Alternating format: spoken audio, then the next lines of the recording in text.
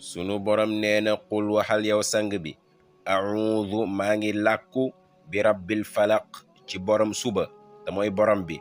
ci lan ngay làkku ci moom mu ne min charri ci ayu maa xalaqalum bind lépp lu yàlla bind muy loraate daal maa ngi làkku ci borom bi mu musal ma ci.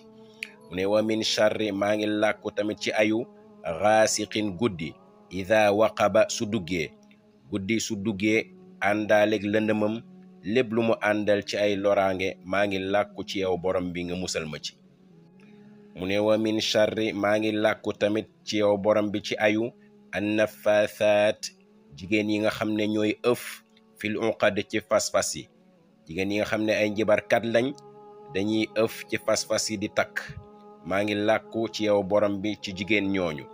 mu ne wa min charri maa ngi làkku ci yow borom bi ci ayu xaasidin aji kiñaan ida xasada su demee ba kiñaanam bi yóbbee ko mu jug ngir pexel ku mu iñaanee.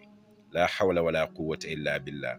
kon sooratul naasi ak sooratul falaq yow jullit bi doy nañ la pour muslaay kon dee ko jël di ko jàng di ci muslu ngir sa borom aar la ci bépp ay ci bépp njibarkat ak ci lépp lu bon.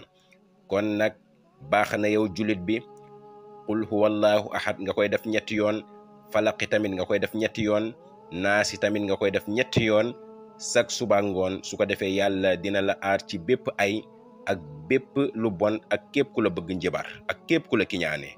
kon góorgóorlu ci yow jullit bi. assalaamu aleykum wa rahmatullah.